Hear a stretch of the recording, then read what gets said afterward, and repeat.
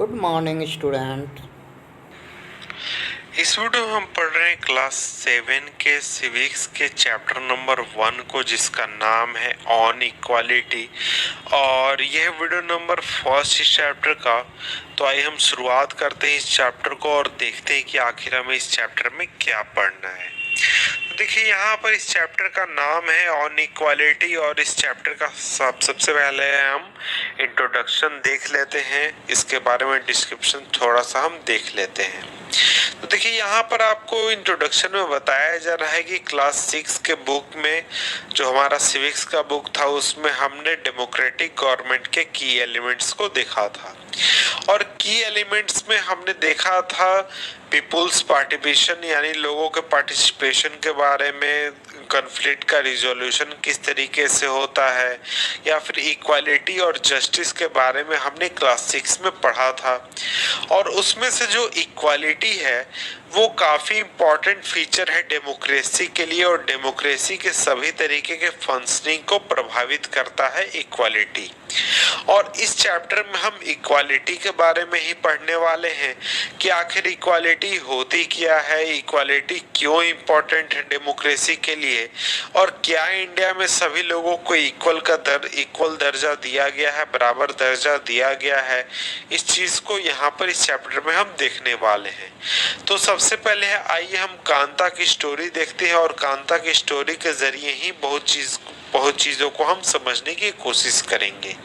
तो यहाँ पर जैसा कि ऊपर इस लाइन को देख सकते हैं, लाइन में लोग खड़े हैं और ये जो दिन है यह है वोटिंग का, यानी सभी लोग लाइन में वोटिंग के लिए खड़े हैं और उसमें कांता भी खड़ी है वोट डालने के लिए।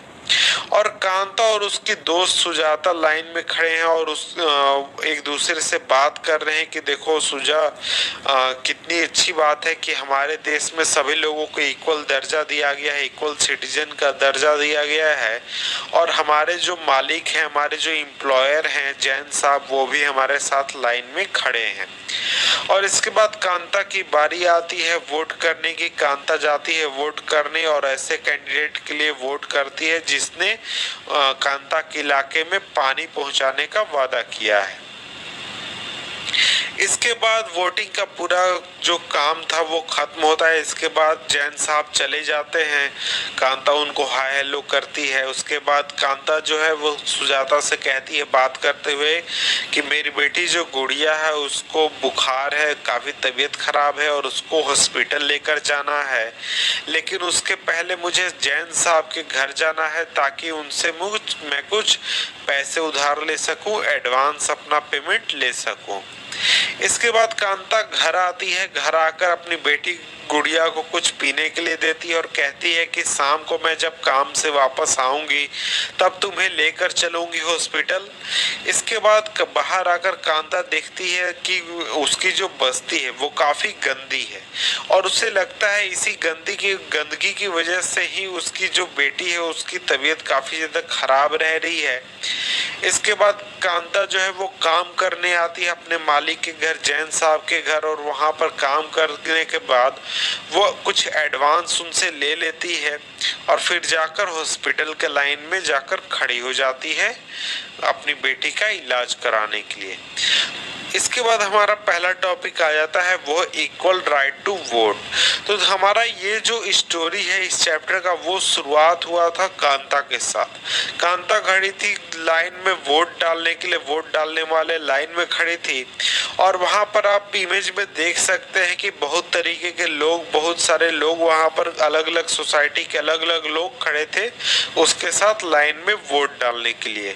कांता जो थी वो अपने एम्प्लॉयर को रिकॉग्नाइज करती है जो कि है अशोक जैन, और इसके साथ ही अपने पड़ोसी छोटे लाल को भी पहचानती है। और देखिए, जो हमारा कंट्री है इंडिया, इसके जैसे जितने भी डेमोक्रेटिक कंट्री हैं सभी में सभी जगहों पर जो एडल्ट्स हैं उनको वोट डालने का अधिकार प्राप्त होता है, चाहे वो किसी भी रिलीजन से बिलोंग करते हो, कितना भी उनके पास एजुकेशन हो, किसी कास्ट से बिलोंग करते हो, या फिर वो अमीर हो गरीब हो, कितना भी उनका एज हो, यानी 18 से ऊपर है लेकिन ऊपर कितना भी एज हो, वो जाकर वोट डाल सकते हैं। और ये जो चीज़ है इसको क्लास 6 बुक में हमने देखा था, कहा जाता है यूनिवर्सल एडल्ट फ्रेंचाइज। तो आखिर ये यूनिवर्सल एडल्ट फ्रेंचाइज होता क्या है, और ये जो चीज़ है ये काफ़ी इम्पोर्टेंट है डेमोक्रेसी के लिए। तो ऊपर जो हमने बात किया कि देखिए किसी भी देश में, डेमोक्रेटिक कंट्री में, जब लोगों को वोट डालने का अधिकार दिया जाता है, किसी भी जात के हो, वो किसी भी धर्म के हो, कितना भी उनका एज हो, कितना भी उनका एजुकेशन बैकग्राउंड हो, तो उसी को हम यूनिवर्सल एडल्ट फ्रेंचाइज कहते हैं। यानी कि एक निश्चित एज के बाद, यानी इंडिया में जैसे 18 साल की उम्र के बाद लोग जाकर वोट डाल सकते हैं, तो वही चीज होता है यूनिवर्सल एडल्ट फ्रेंचाइज।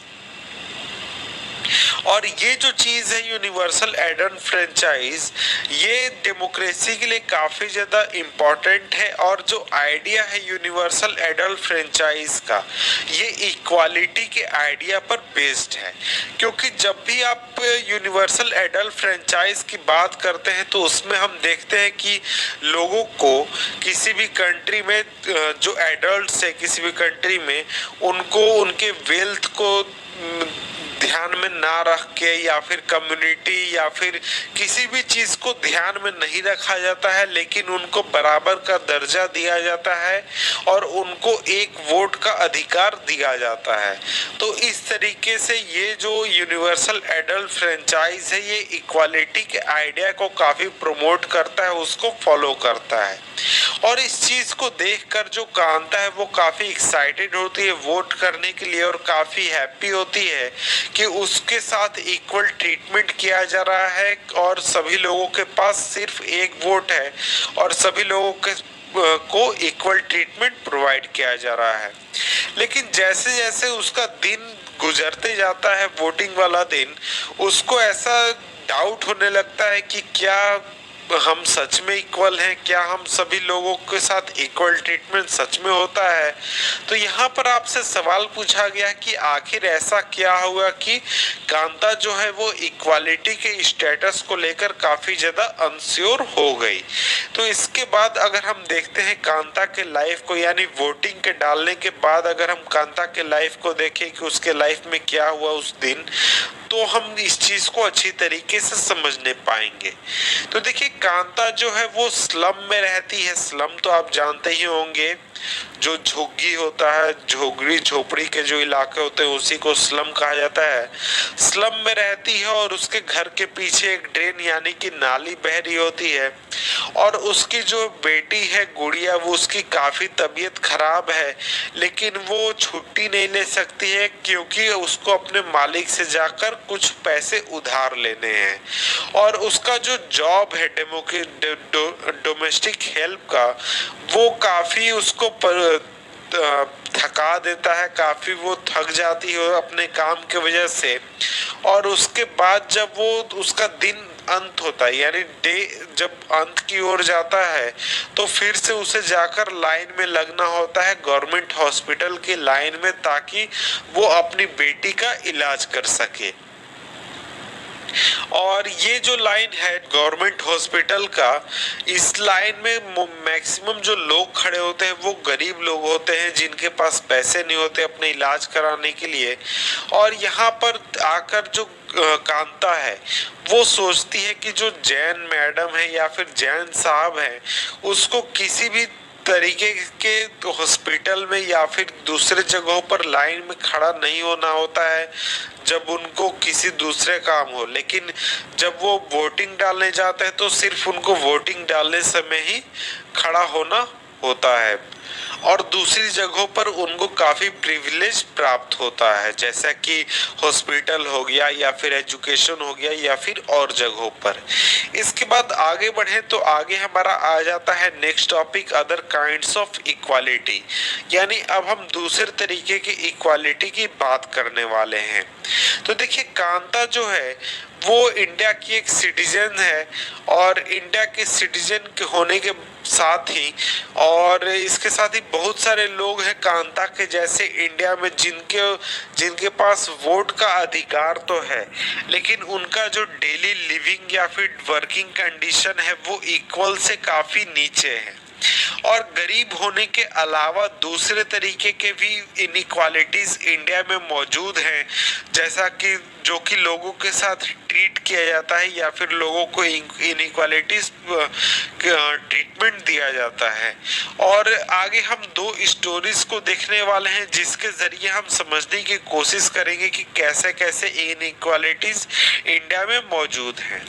और ये जो इनइक्वालिटीज है ये इंडिया के कंटेक्स्ट में है, इंडिया में ये काफी ज्यादा एग्जिस्ट करते हैं। तो यहाँ पर आगे हम बढ़ लेते हैं। तो आगे यहाँ पर बात की गई है कि देखिए, एक जो सबसे कॉमन हमारा फॉर्म है इनइक्वालिटी का वो है कास्ट सिस्टम। तो अगर आप रूरल इंडिया में रहते हैं यानी गाँव में रहते हैं तो वहाँ पर कास्ट आइडेंटिटी आपकी कास्ट आइडेंटिटी काफी कम उम्र में पता चल गई होगी। यानी कि आप बहुत छोटे होंगे तो आपको पता चल गया होगा कि आप किस कास्ट से बिलोंग करते हैं। और इसके साथ ही जब अगर आप अर्बन एरियाज में आएंगे या फिर अर्बन एरियाज में यानी शहरों में देखेंगे तो ऐसा लगता है या फिर ऐसा बताया जाता है कि लोग जो है वो कास्ट में बिलीव नहीं करते हैं। लेकिन जब हम मैट्रिमोनियल एड्स को देखेंगे जो कि हमारे यहाँ बगल में दिया गया है, इन एड्स को देखने के बाद हमें ये पता चलता है कि जो लोग हैं वो अभी भी कास्ट में बिलोंग करते हैं और कास्ट में अभी भी काफी ज्यादा बिलीव करते हैं और शादी वगैरह जो चीजें हैं वो कास्ट में ही करना पसंद करते हैं। जैसा कि ऐड में देख सकते हैं तमिल ब्राह्मण, गुप्ता बॉय या फिर SC ST एक्सक्यूज, ये सभी चीजें जो है ये क्या है, ये सभी कास्ट यहाँ पर बात यहाँ पर कास्ट की गई है। तो हम आगे बढ़ते हैं और पढ़ते हैं अपनी पहली कहानी, जो कि हम दो स्टोरीज पढ़ने वाले हैं उसमें से पहली कहानी। और जो पहली कहानी है वो है एक दलित चाइल्ड के बारे में जो कि स्कूल अटेंड कर रहा है। और आपने पहले ही क्लास 6 में दलित के बारे में पढ़ लिया है या फिर जान लिया है। और देखिए, दलित एक वर्ड है जो कि यूज किया जाता है लोअर कास्ट के द्वारा, वो खुद को दलित के रूप में एड्रेस करते हैं या फिर कहते हैं। और जो दलित है उसका मतलब होता है ब्रोकन। और इस वर्ड के जरिए लोअर कास्ट जो है वो पॉइंट करते हैं कि उनको किस तरीके से ट्रीट किया गया है या फिर डिस्क्रिमिनेट किया गया है या फिर उनको टारगेट किया गया है सोसाइटी में। और जो हमारी पहली कहानी है वो है ओम प्रकाश वाल्मीकि के बारे में, जो कि काफी फेमस दलित राइटर हैं। उन्होंने अपनी ऑटोबायोग्राफी जूठन, जो उनकी ऑटोबायोग्राफी है, उसमें लिखा है, अपनी बचपन के बारे में बताया है। जब वो बच्चे थे, स्कूल में पढ़ रहे थे, उस समय उनको क्लास में जब बैठना होता था तो उसको दूसरे बच्चों से काफी दूर बैठाया जाता था और उसके साथ ही फ्लोर पर बैठाया जाता था। और कई बार सभी लोगों से पीछे बैठाया जाता था डोर के पास। और कई बार उनको जो बच्चे हैं वो काफी पीटते थे या फिर परेशान करते थे बिना किसी रीजन से। और जब वो क्लास 4 में थे तो क्लास 4 में जब वो थे तो हेडमास्टर जो था स्कूल का, उसने ओम प्रकाश को कहा कि वो पूरे स्कूल और पूरे प्लेग्राउंड को साफ करे, पूरे इलाके को झाड़ू मारे, उस पूरे इलाके को साफ करे। और जो पूरा प्लेग्राउंड था वो काफी बड़ा था उस छोटे बच्चे के लिए जो कि वहां पर झाड़ू मारने जा रहा था। और वो उस पूरे रीजन को हैंडल नहीं कर सकता था। और जब उसने उस पूरे इलाके को साफ करना शुरू किया तो उसकी वजह से उसके पूरे पीठ में दर्द होने लगा, पूरे चेहरे पर धूल जमने लगी और काफी उसको परेशानी हो रही थी इस चीज की वजह से, यानी ओम प्रकाश वाल्मीकि को। और दूसरे जो बच्चे थे जो कि क्लास में बैठे हुए थे वो स्टडी कर रहे थे, पढ़ रहे थे, और जो ओम प्रकाश वाल्मीकि थे वो पूरे क्लास की सफाई कर रहे थे, पूरे स्कूल की सफाई कर रहे थे। और जो हेडमास्टर थे वो अपने रूम में बैठे हुए थे और ओम प्रकाश वाल्मीकि को देख रहे थे, और इसके साथ ही उनको पानी पीने तक की इजाजत नहीं दी गई, और उनको पूरे दिन तक वहां पर डोर्स, विंडोज सभी जगहों को साफ कराया गया उनसे। और जो टीचर्स थे या फिर जो बॉयज थे जो कि क्लास में बैठे हुए थे, वो सभी लोग इस नज़ारे को देख रहे थे। और जो ओम प्रकाश था उसको पूरे स्कूल, पूरे प्लेग्राउंड काफी दिनों तक साफ उससे कराया गया। और ये चीज खत्म तब हुई जब ओम प्रकाश वाल्मीकि के फादर ने इस पूरे सीन को देखा जो कि उस इलाके से गुजर रहे थे, और उन्होंने आकर अपने बेटे को रोका और उसके साथ ही टीचर को कन्फ्रंट करते हुए कहा, अपने बेटे को हाथ में लिए हुए यानी ओम प्रकाश का हाथ पकड़े हुए, कि तुम एक टीचर हो और तुमको टीचर की तरह बिहेव करना चाहिए। मैं अभी तो जा रहा हूँ, लेकिन ये याद रखना मास्टर जी कि ये जो लड़का है ये यहीं पर पढ़ेगा, और इसके साथ ही और भी लोग आएंगे पढ़ने के लिए, यानी कि जो दलित कम्युनिटी है उसके और भी बच्चे वहां पर पढ़ने के लिए आएंगे। तो ये तो हो गई हमारी पहली कहानी। इसके बाद जो हमारी दूसरी कहानी है वो एक इंसिडेंट के ऊपर बेस्ड है जो कि एक इंडिया के बड़े शहर में हुई थी, और ऐसा आपको काफी जगहों पर होते हुए दिख जाएगा इंडिया के शहरों में। तो देखिए, ऊपर जो स्टोरी हमने देखा वो एक विलेज की कहानी थी, और दूसरा जो हमने स्टोरी देखा वो एक शहर की कहानी है। तो देखिए, ये जो स्टोरी है ये स्टोरी बेस्ड है मिस्टर और मिसेस अंसारी के बारे में, जो कि रेंट के लिए अपार्टमेंट खोज रहे हैं, यानी भाड़े पर अपार्टमेंट खोज रहे हैं। उनके पास पैसे भी हैं, इसलिए रेंट देना कोई प्रॉब्लम नहीं था। तो इसलिए वो एक प्रॉपर्टी डीलर के पास गए ताकि उनको एक घर दिलाने में मदद कर सके। और जो डीलर था उसने उन्हें बताया कि उसको कुछ ऐसे अपार्टमेंट्स के बारे में पता है जो कि रेंट के लिए अवेलेबल हैं। और उन्होंने, यानी कि अब अंसारी जो थे पति पत्नी और इसके साथ साथी जो डीलर था, उन्होंने कुछ घर को देखने का निश्चय किया। और वो जब पहले अपार्टमेंट में पहुंचे तो वहां पर उस अपार्टमेंट को उन्होंने काफी पसंद किया, और उन्होंने तय किया कि वो इस अपार्टमेंट को भाड़े पर लेंगे। लेकिन जो लैंड लेडी थी, यानी जो मालकिन थी, जब उसको इनके नाम के बारे में पता चला, यानी अंसारी के बारे में पता चला, तो उसने एक बहाना बनाया कि वो ऐसे किसी भी व्यक्ति को भाड़े पर घर नहीं देगी जो कि मीट खाता है, यानी मांस खाता है, यानी नॉन वेजिटेरियन है, क्योंकि उस बिल्डिंग में कोई भी नॉन वेजिटेरियन रेसिडेंट अभी तक आया नहीं है और आगे भी नहीं आने वाला है। लेकिन इस चीज को सुनकर जो अंसारी बंधु थे, यानी जो अंसारी पति पत्नी थे और जो प्रॉपर्टी डीलर था, ये दोनों काफी सरप्राइज हो गए।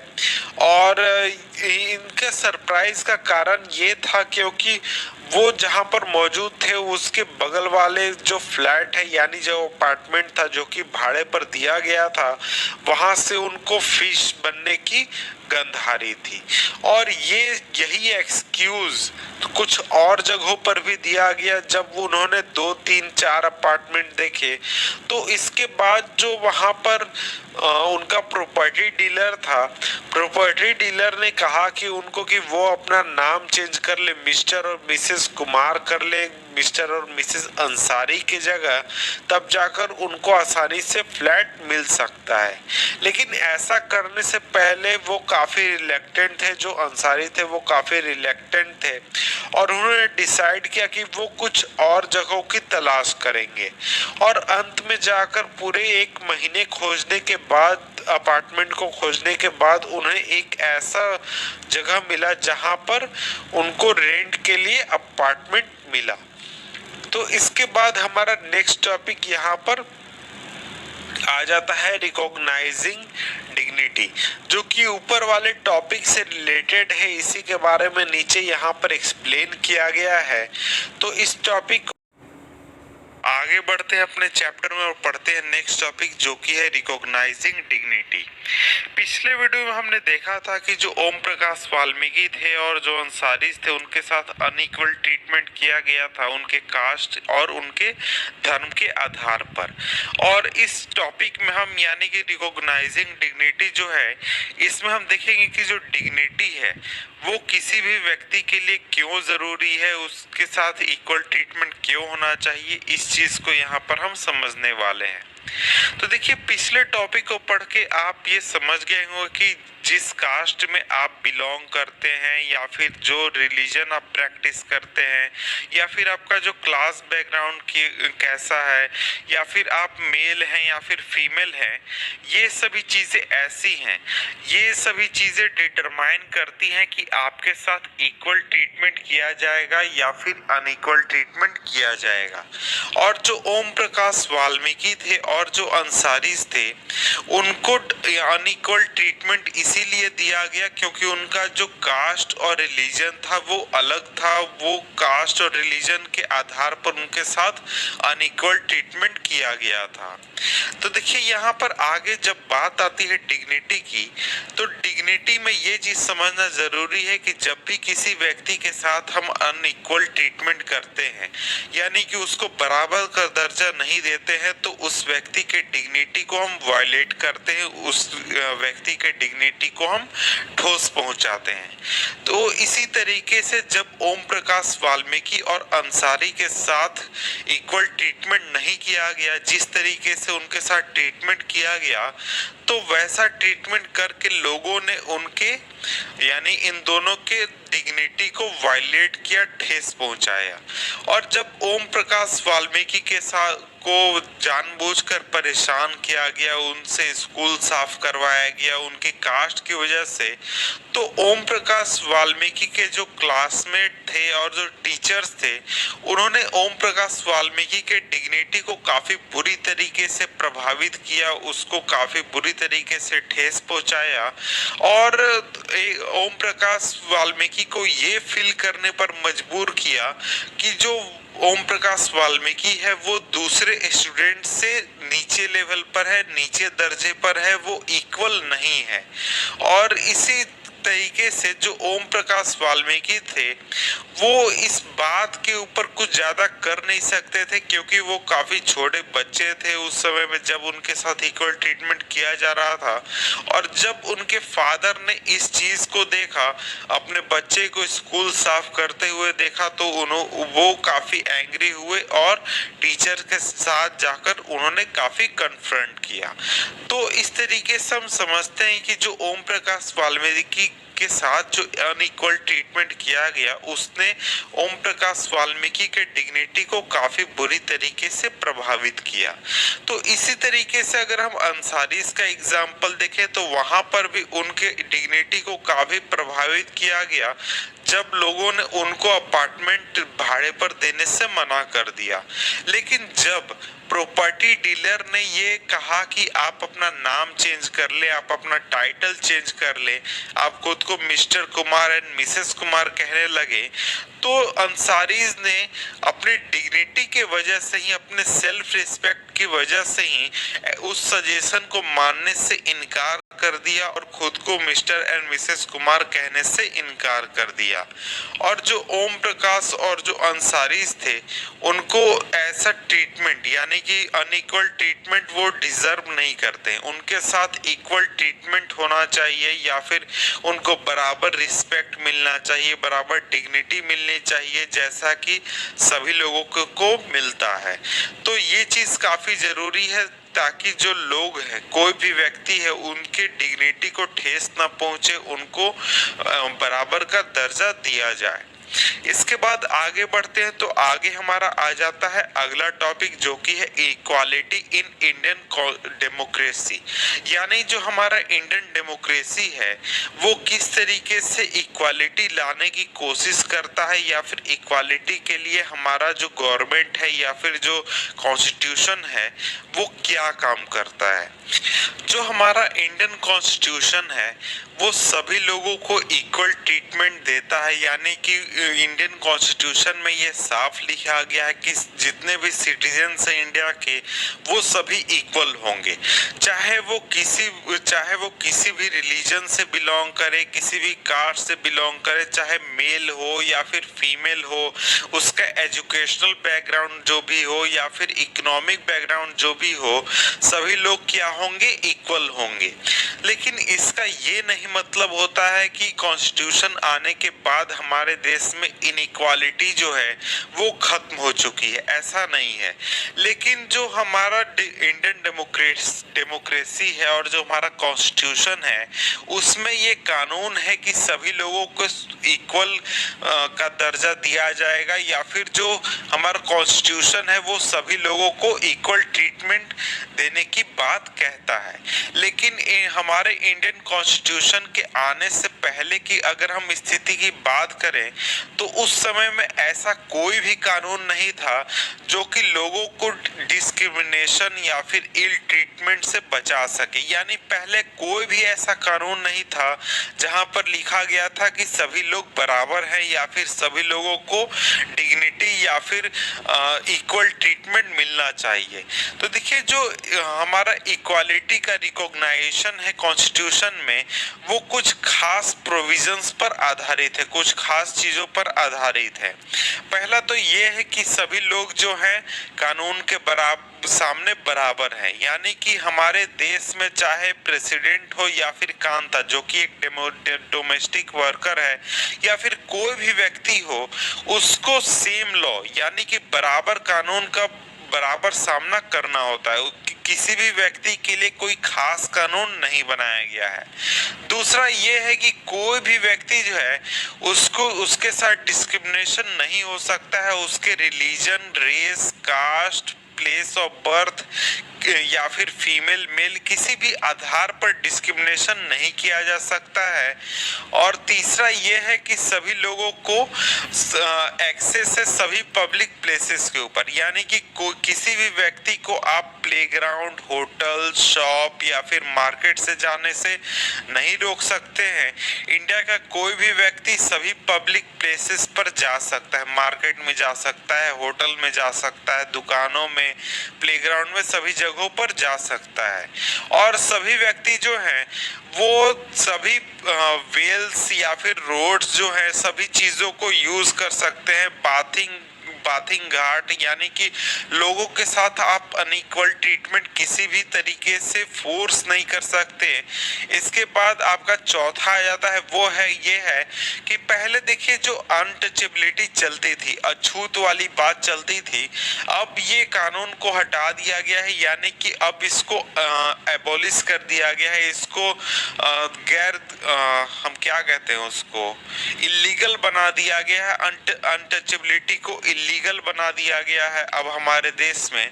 तो इन चार चीजों के आधार पर जो हमारी गवर्नमेंट है या फिर जो हमारा कॉन्स्टिट्यूशन है वो सभी लोगों को इक्वल ट्रीटमेंट देने की कोशिश करता है।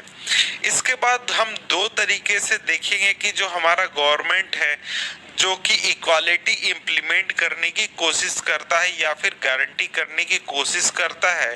पहला तो है कानून के जरिए और दूसरा है गवर्नमेंट प्रोग्राम के जरिए जो कि चलाई जाती है डिसएडवांटेज कम्युनिटी के लिए।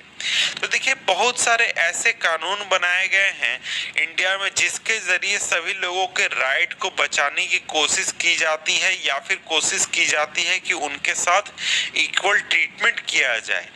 और कानून के अलावा जो गवर्नमेंट है उसने बहुत सारे ऐसे प्रोग्राम भी चलाए हैं ताकि जो लोग हैं या फिर जो कम्युनिटी है जो कि जिनके साथ अनइक्वल ट्रीटमेंट काफी सालों तक किया गया, सैकड़ों सालों तक किया गया, उनके साथ इक्वल ट्रीटमेंट किया जाए। और ये जो स्कीम्स है ये इंश्योर करते हैं कि सभी लोगों के लिए बेटर अपॉर्चुनिटी मिले जो कि पहले से उनके पास नहीं थी। और देखिए जो एक स्टेप है जो कि काफी इम्पोर्टेंट स्टेप है जो कि गवर्नमेंट द्वारा लिया गया है, वो है मिड डे मील स्कीम। यानी मिड डे मील स्कीम तो आप जानते ही होंगे कि स्कूल में बच्चों को खाना दिया जाता है, और इस मिड डे मील स्कीम में जो जितने भी गवर्नमेंट एलिमेंट्री स्कूल है वहां पर चिल्ड्रन को पका हुआ खाना मिलता है। जो हमारा तमिलनाडु था वहां पर इस चीज को सबसे पहले लागू किया गया था, और 2001 में सुप्रीम कोर्ट ने कहा कि जितने भी स्टेट गवर्नमेंट है वो इस स्कीम को अपने राज्य में अपने स्कूलों में लागू करें 6 महीने के अंदर। उसके बाद इस स्कीम को पूरे देश में लागू कर दिया गया, और ये जो स्कीम है इसका काफी पॉजिटिव इफेक्ट पड़ा है। और इसका इफेक्ट ये पड़ा है कि देखिए जो ज्यादा गरीब बच्चे थे, यानी जो गरीब बच्चे स्कूल में उनका रेगुलर अटेंडेंस नहीं होता था, वो अब स्कूल आने लगे, वहां पर उनका ज्यादा इनरोलमेंट होने लगा, ज्यादा मिशन होने लगा, ज्यादा बच्चे स्कूल को अटेंड करने लगे। और इसके साथ ही जो टीचर्स है वो ये रिपोर्ट करते हैं कि जो चिल्ड्रन है जो पहले जाते थे घर लंच के लिए, यानी कि जब लंच होता था स्कूल का तो वो घर चले जाते थे, और वहां से फिर खाने के बाद वो वापस आते ही नहीं थे स्कूल में। लेकिन जब से मिड डे मील स्कूल में दिया जाने लगा है तो लोग स्टूडेंट जो है उनका अटेंडेंस काफी बढ़ गया है। और इसके साथ ही जो बच्चे हैं जो कि गरीब बच्चे हैं जिनकी माँ कहीं पर काम करती है या फिर किसी और चीज में व्यस्त रहती है, उनको पहले अपना काम छोड़कर बच्चों को खाना खिलाना होता था, लेकिन वो भी अब फ्री है क्योंकि बच्चों को स्कूल में ही खाना मिल जाता है। और ऐसा करना अब उनके लिए जरूरी नहीं है कि वो अपना काम छोड़कर या फिर जो डेली वर्क वो करी हो उसको छोड़कर बच्चों के लिए वो खाना पकाएं।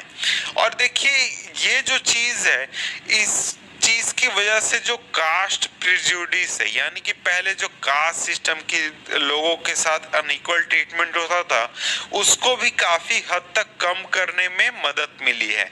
क्योंकि ये जो मिड डे मील स्कीम है, मिड डे मील स्कीम में जो लोअर और अपर कास्ट के स्टूडेंट हैं वो इस मील को साथ में खाते हैं, एक ही जगह पर खाते हैं, और इस तरीके से जो हमारा अनइक्वल ट्रीटमेंट है वो धीरे धीरे कम करने में ये चीज काफी मदद कर रहा है। और इसके साथ ही बहुत सारे ऐसे जगह हैं जहां पर दलित महिलाओं को खाना पकाने के काम में लगाया गया है। जो दलित महिलाएं हैं वो खाना पकाती हैं, और इसके साथ ही जो मिड डे मील प्रोग्राम है उसने काफी गरीब बच्चों के हंगर यानी उनके भूख को भी खत्म करने में मदद किया है। क्योंकि देखिए जो भूखे बच्चे स्कूल में आते थे तो वो स्कूल में आते तो थे लेकिन उनका जो पेट है वो खाली रहता था, क्योंकि वो काफी गरीब होते थे और वो कंसंट्रेशन नहीं करने पाते थे, पढ़ाई पर ध्यान नहीं दे पाते थे। और इस चीज को कम करने में मिड डे मील स्कीम ने काफी ज्यादा मदद किया है।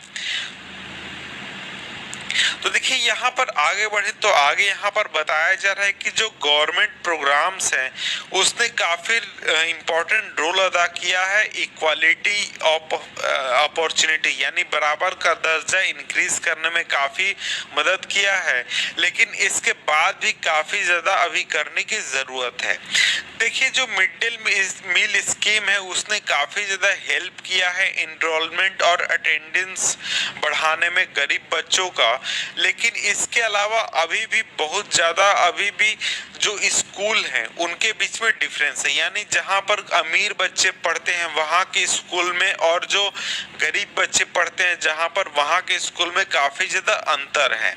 और अभी भी बहुत सारे ऐसे स्कूल हैं हमारे देश में जहां पर दलित चिल्ड्रन हैं, जैसे कि ओम प्रकाश वाल्मीकि, उनके साथ अभी भी डिस्क्रिमिनेशन किया जाता है या फिर अनइक्वल ट्रीटमेंट किया जाता है, और इन बच्चों को अभी भी फोर्स किया जाता है अनइक्वल सिचुएशन में, जहां पर उनकी डिग्निटी को ठेस पहुंचाया जाता है या फिर डिग्निटी को रिस्पेक्ट नहीं किया जाता है।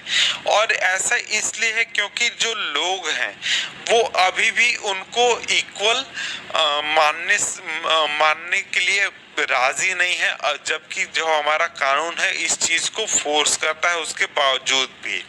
और देखिए उसका एक रीजन ये है कि जो लोगों का एटीट्यूड है या फिर बिहेवियर है वो काफी स्लोली चेंज होता है। ऐसा नहीं है कि आप एक दिन किसी को कुछ कहेंगे तो वो एक दिन में मानकर तैयार हो जाएगा, एक्सेप्ट कर लेगा। लोगों का जो एटीट्यूड है वो काफी धीरे धीरे चेंज होता है, बहुत ही स्लोली चेंज होता है। और इसके बावजूद कभी भी किसी भी पर्सन को ये पता है कि देखिए जो डिस्क्रिमिनेशन है वो लॉ के खिलाफ है, वो इलीगल है, लेकिन इसके बावजूद भी लोग जो हैं वो दूसरे लोगों के साथ अनइक्वल ट्रीटमेंट करते हैं, उनके कास्ट के आधार पर, रिलीजन के आधार पर, डिसेबिलिटी के आधार पर, इकोनॉमिक स्टेटस के आधार पर, और इसके अलावा महिला होने के आधार पर। और देखिए ये चीज तभी ठीक होगी जब लोग ये बिलीव करने लगेंगे कि कोई भी व्यक्ति इंफीरियर नहीं है या फिर कोई भी व्यक्ति को अनइक्वल ट्रीटमेंट नहीं करना चाहिए, और सभी लोगों को डिग्निटी के साथ इक्वल ट्रीटमेंट करना बहुत ही जरूरी है। और इसके बाद ही जो लोग हैं वो उनके एटीट्यूड जाकर चेंज होंगे। और इसके बाद जो हमारे जो इक्वालिटी है, इक्वालिटी को इस्टेब्लिश करना डेमोक्रेटिक सोसाइटी में वो काफी एक लंबा स्ट्रगल है। यानी कि ऐसा नहीं है कि एक दिन में आपने कोई कानून बना दिया, कुछ कर दिया तो आपका तुरंत इक्वालिटी इस्टेब्लिश हो जाएगी।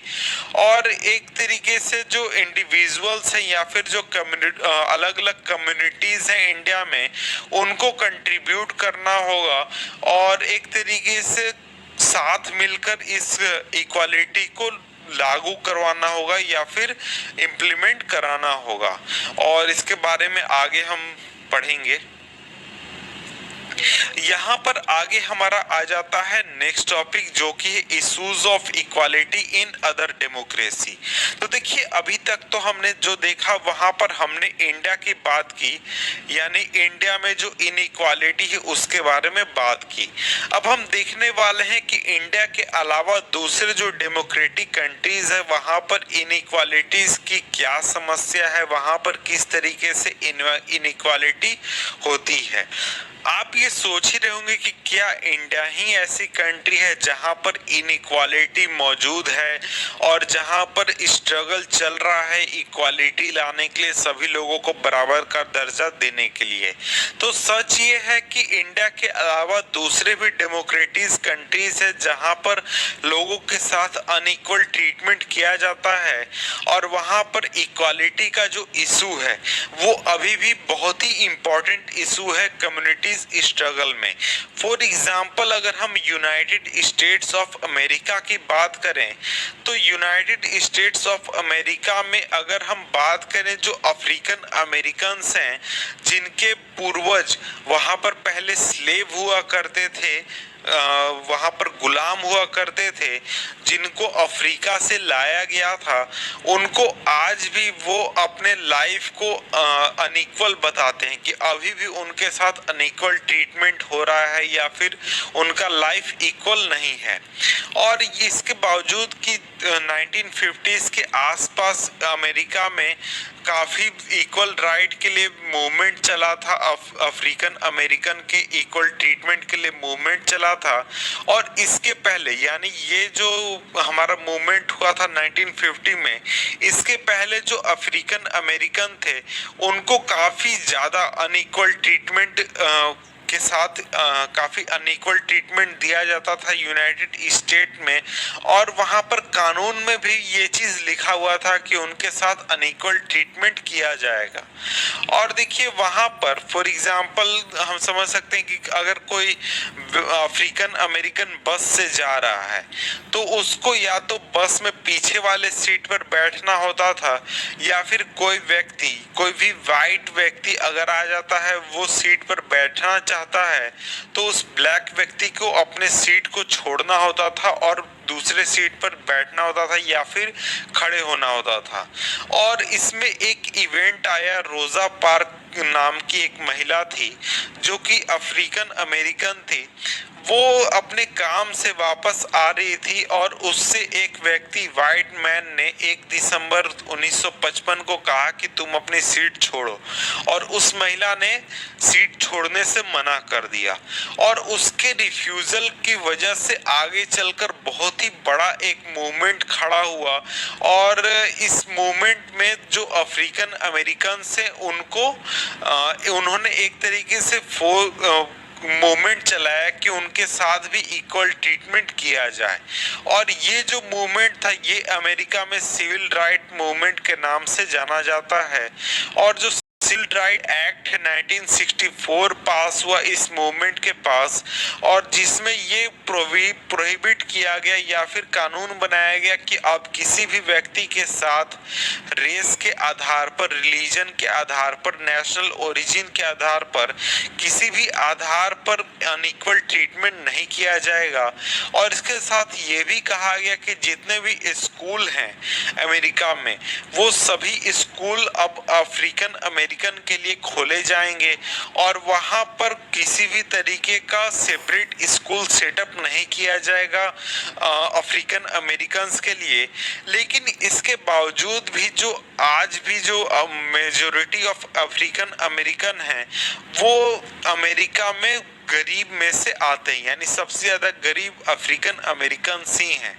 और जो ज्यादातर जो अफ्रीकन अमेरिकन चिल्ड्रेन हैं वो गवर्नमेंट स्कूल को अटेंड करना ही अफोर्ड कर सकते हैं, वो अच्छे स्कूल या फिर महंगे स्कूल में नहीं जा सकते हैं। और ये गवर्नमेंट स्कूल ऐसे हैं जहां पर काफ़ी कम फैसिलिटीज़ है या फिर जो टीचर की क्वालिफिकेशन है वो काफ़ी कम है, जहां कंपैरिजन में जहां पर वाइट स्टूडेंट्स पढ़ते हैं, यानी जहां पर वाइट स्टूडेंट पढ़ते हैं जो कि या तो प्राइवेट स्कूल्स में पढ़ते हैं या फिर ऐसे एरियाज में पढ़ते हैं जहां पर गवर्नमेंट स्कूल की क्वालिटी काफ़ी अच्छी है, प्राइवेट स्कूल जैसी अच्छी है। तो इस तरीके से जो अमेरिका है वहां पर भी काफ़ी ज़्यादा अनइक्वालिटी की समस्या है, और दुनिया के दूसरे देशों में भी इस चीज़ की समस्या है। इसके बाद यहाँ पर हमारा नेक्स्ट टॉपिक है वो है चैलेंज ऑफ डेमोक्रेसी।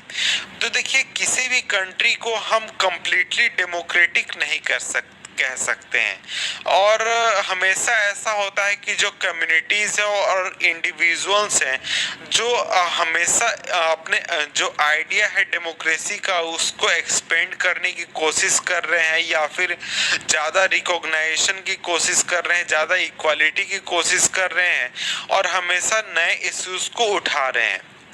और इन सभी इश्यूज में जो सबसे इम्पोर्टेंट इशू ये है कि देखिए जो लोग हैं वो आज भी सभी लोगों को इक्वल ट्रीटमेंट देने के लिए या फिर उनकी डिग्निटी को मेंटेन करने के लिए कोशिश कर रहे हैं, स्ट्रगल कर रहे हैं।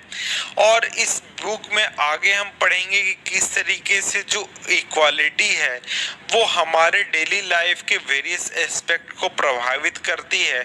और आगे जब आप इन चैप्टर्स को पढ़ेंगे तो उसके बाद सोचिए कि क्या सभी लोगों को इक्वल ट्रीटमेंट मिल रहा है, या फिर जो लोग हैं वो अपनी डिग्निटी को मेंटेन करने पा रहे हैं। तो इस चीज़ के बारे में आगे आप सोच सकते हैं। तो यहाँ पर हमारा ये जो चैप्टर है ये खत्म होता है। मिलते हैं आपसे हम किसी